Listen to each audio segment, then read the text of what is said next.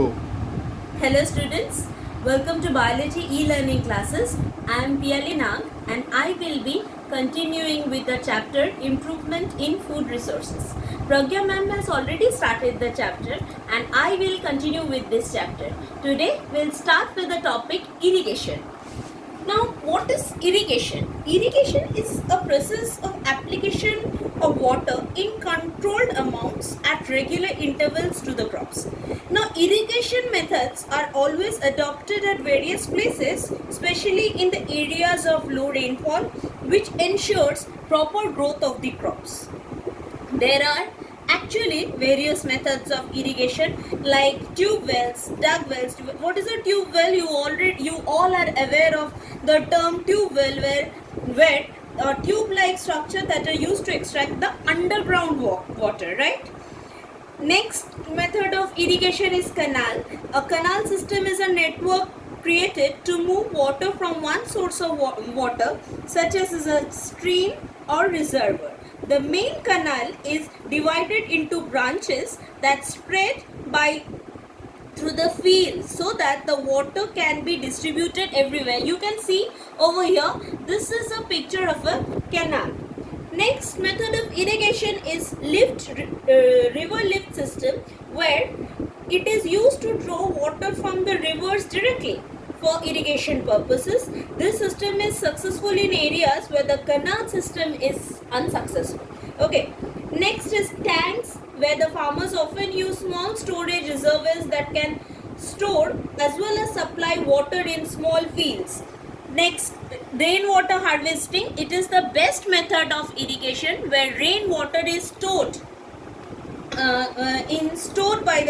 usually stored by the farmers. This water can be used for the purpose of irrigation. Okay.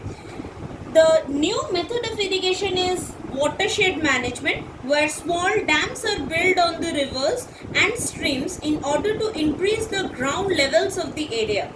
These check dams prevent water from flowing away and prevent soil erosion. Okay, next we'll come to cropping patterns.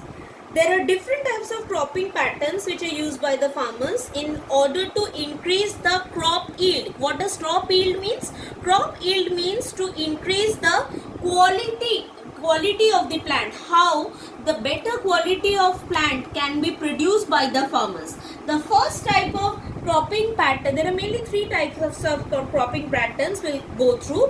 The first one is the mixed cropping, second one is the intercropping, and third is the crop rotation. First we'll go through mixed cropping.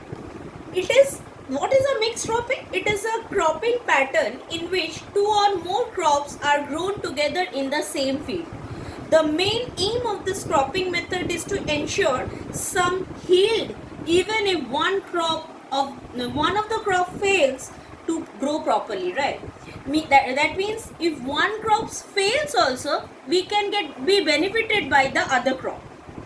The seeds of different crops are combined and planted together, and same fertilizers are used for all the crops. Like wheat and gram can be grown together, wheat and mustard can be grown together, groundnut and sunflower can be grown together. Okay.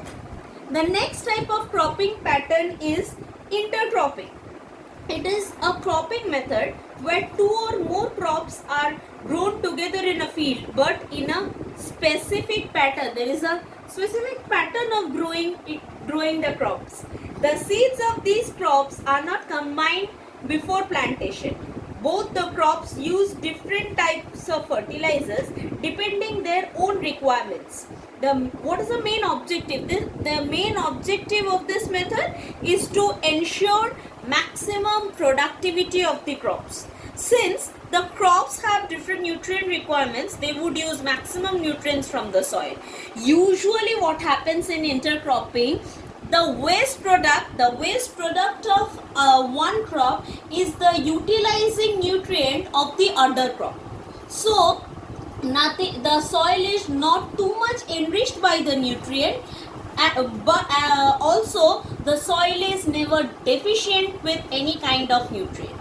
Okay, this is the main advantage of intercropping.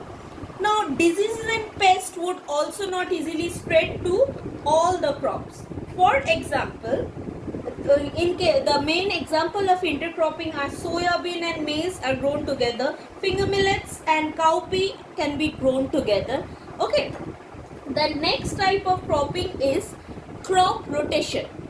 What is crop rotation? Here in this cropping method, the different types of crops are chosen and irrigated on the same piece of land subsequently. Okay. The rotation of crop depends upon the soil, climate and water retention of the soil. What is water retention? How much water can the soil has the capacity to hold water and for how much time. This is water retention capacity of the soil. Now, in case of crop rotation, how it is useful? If the farmers grow the same crop on the land for long term, the same nutrient keeps on depleting from the soil. That leads to soil infertility, right? But when crops with different nutritional requirements are grown, the soil nutrients usually gets enriched with different types of nutrients, and the fertility of the soil is usually maintained, right?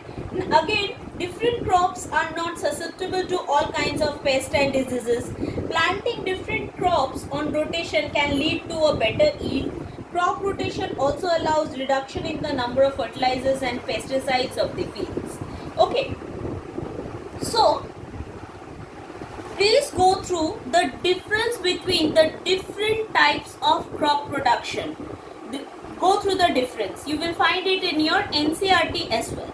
The next topic which will come through is crop improvement for higher yield through genetic manipulation.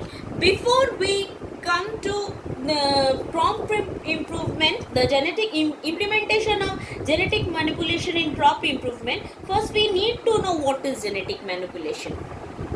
Genetic manipulation actually means alteration of genes or change in genes. That means there is a sequence of genes, and if we change this one single gene, the effect will be different. Usually the scientists try to change the genetic sequence for better yield, right? How we can means what will be the effect on plants? The plants can be resistant to various pests, various diseases, where they can also withstand extreme temperatures or extreme climate. So this is genetic manipulation. Okay, it is an art of recognizing valuable traits and incorporating them into future generations. And once the hybrid plant is being produced, it is being interbred means for commercial use, right? Next we'll come to this is the details of genetic manipulation which you can go through. Next we will come to plant breeding for high yielding crops. What does plant breeding means? The plant breeding means production of new varieties, or the term strain means varieties. But this production of new varieties is done artificially, initially, by spanning several generations of the organism concerned.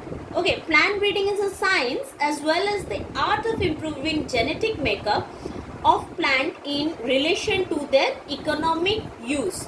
After doing genetic manipulation of the plant, it is being for commercial use. Plants are produced more, the genetically manipulated plants are being produced more and more so that the mankind can be benefited. Today we'll continue today we'll finish up to this. In my next video we'll continue with the next chapter. Thank you.